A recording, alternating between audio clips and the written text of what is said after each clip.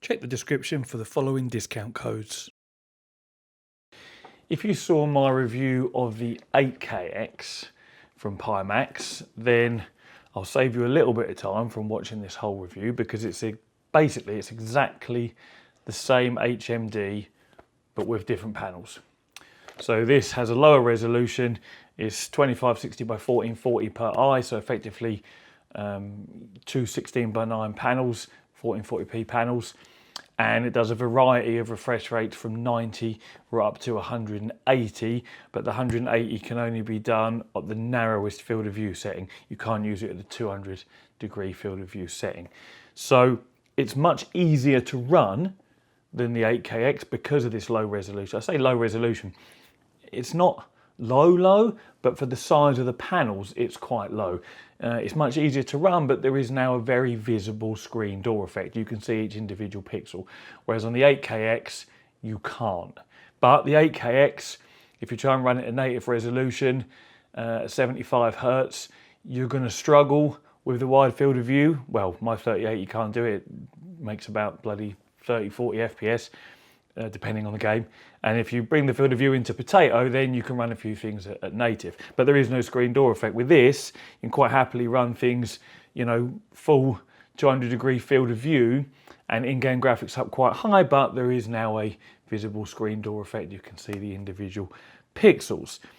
That's the two differences between the headset, essentially. This is usable for most people because of the resolution. You can run quite well. The 8KX, you can't.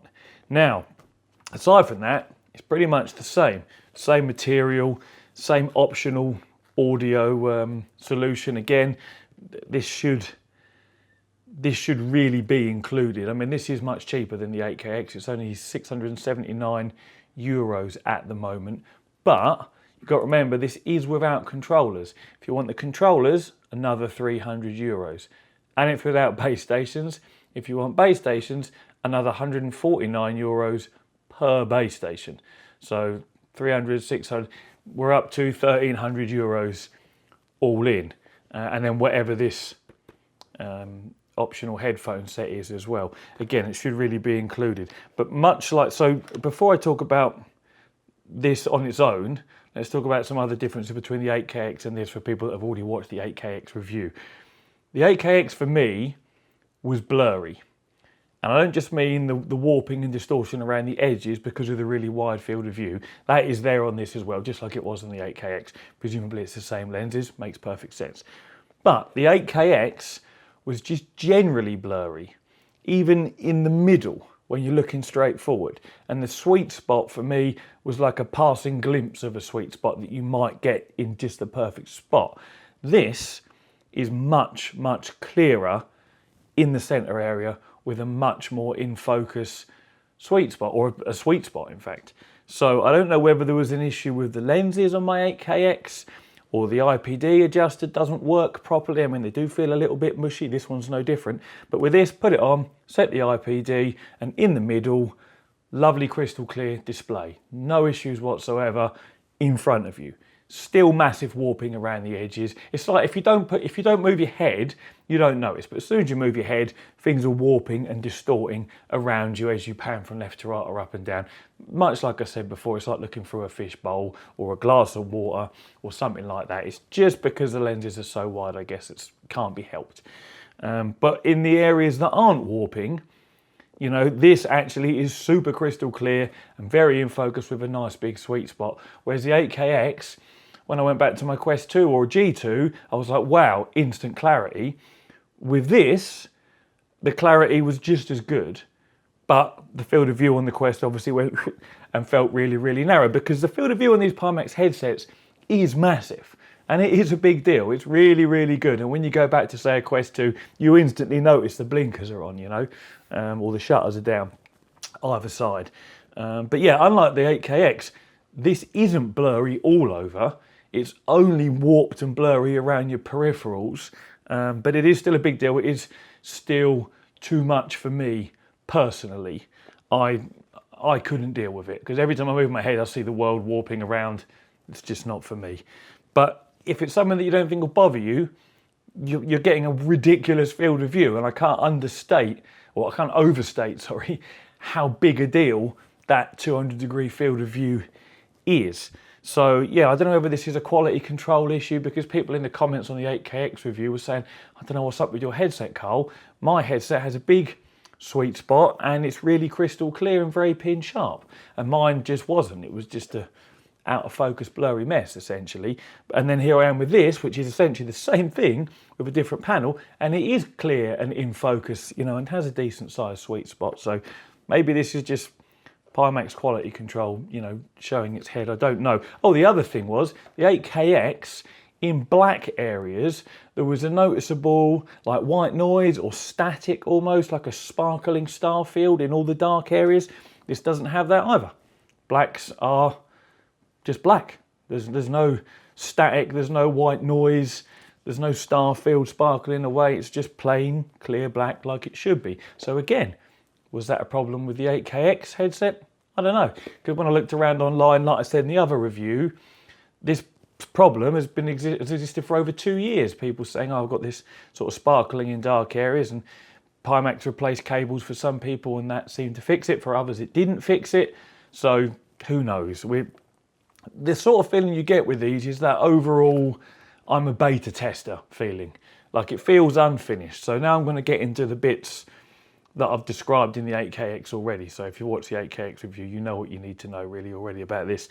It's much, you can run it well, but there is a visible screen door, and this particular unit at least is in focus and gives you a reasonably sized sweet spot, but you still get the warping around the edges. Now, for those of you that haven't watched the other review, things you might want to know about this headset on top of what I've just mentioned.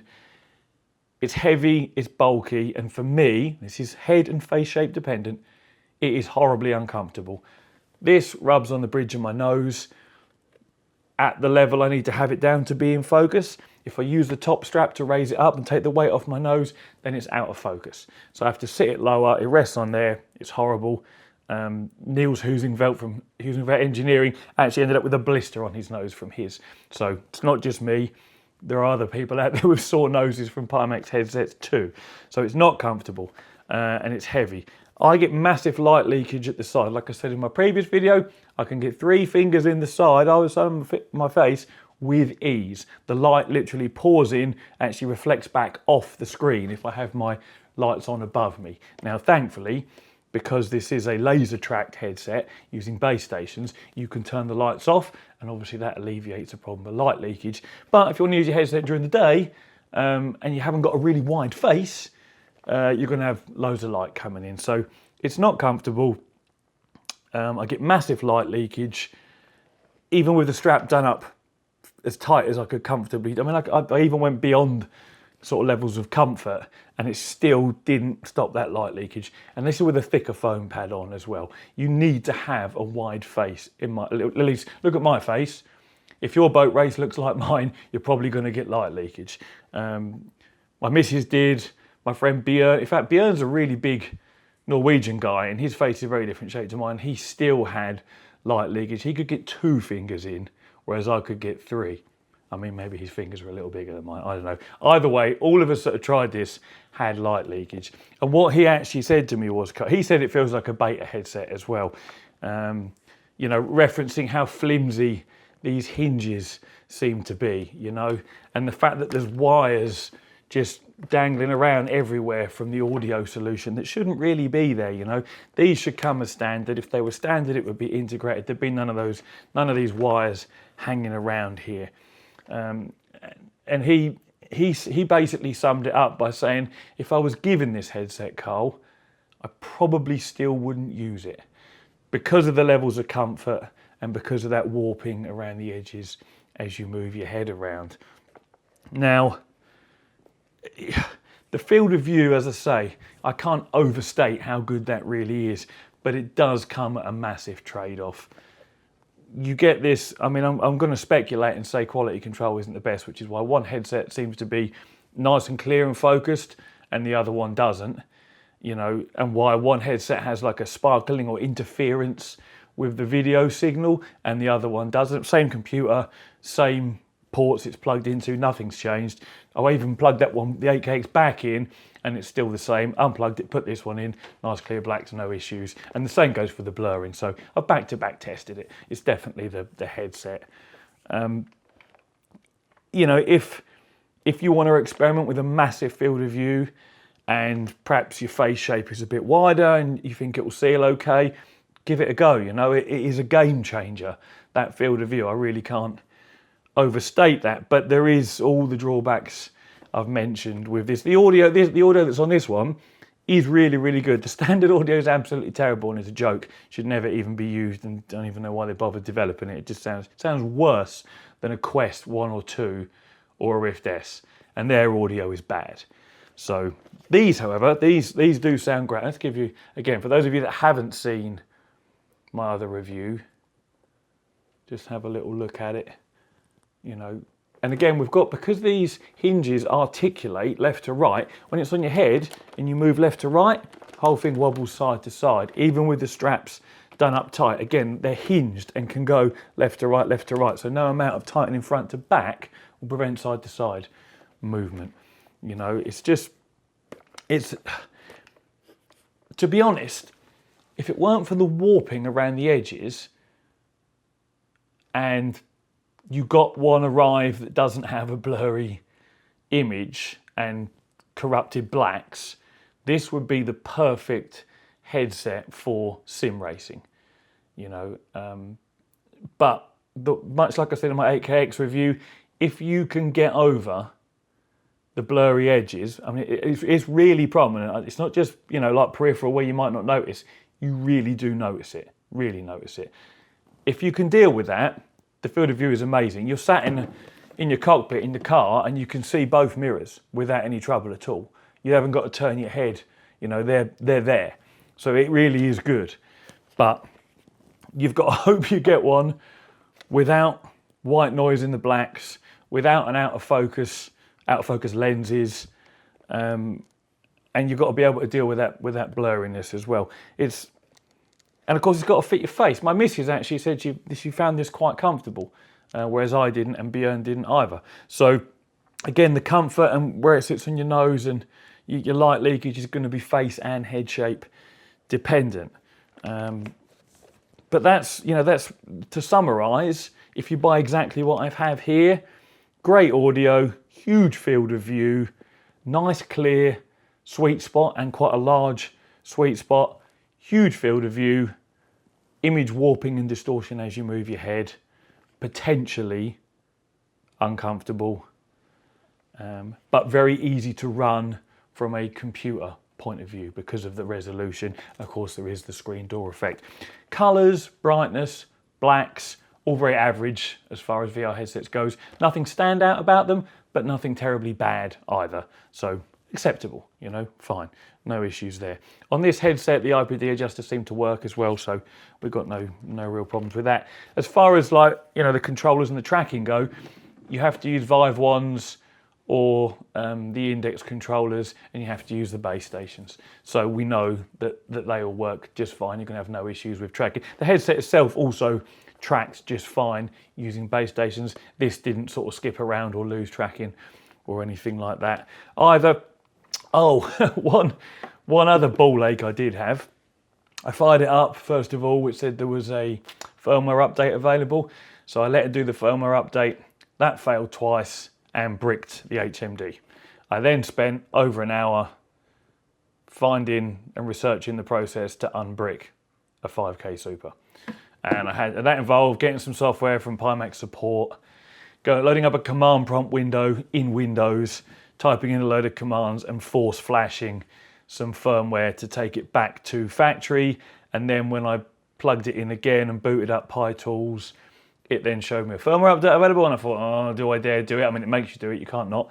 So I did it, and it actually worked that time. So the overall feeling is this is still a beta Kickstarter product, and the same for the 8KX. I get that feeling physically, both with things like the hinges that feel a bit flimsy, the wires, you know, dangling around everywhere, the sort of overall floppiness, and also then with the quality of the lenses. Some are in focus, some aren't, and the software as well. You got to do a firmware update and it just bricks straight away.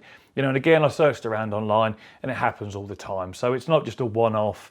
Lots of people have bricked Pimax headsets through failed firmware updates. It wasn't like I had a power cut or a fluctuation or anything like that. It just bar went up and just failed. And it prompted me to try again. So I tried again and it just failed. And from that moment, I was just left with the LED cycling through 3 different colors and had to start the searching around the internet procedure to try and figure out how to unbrick the 5K Super, which I did. And now it all works as it should do. But yes, that is really my review of the 5K Super. It's much easier to run than an 8KX. And for me, the lenses focus well and it's crystal clear in the middle, but with warping around the edges. It is what it is. If you want to try something with a massive field of view, and you know, it really is a bit of a game changer, then go ahead and try one. There is a link in the description with a small discount that Pimax have given me to give you guys. Yeah, go for it. If you don't, if you think it's going to bother you, if you think it's not going to be comfortable, then you're probably right. If you think the blurriness is going to be too much, then you're also probably right. But those of you that want to try, go ahead and try. That really is, I think, all I have to say about it. Everything else is covered. And again, if I have missed something, go watch the 8KX review because it's probably in there. If I've missed it on this one, essentially, they are the same headset with just different panels. But yeah, as always, thank you very much for watching and take it easy.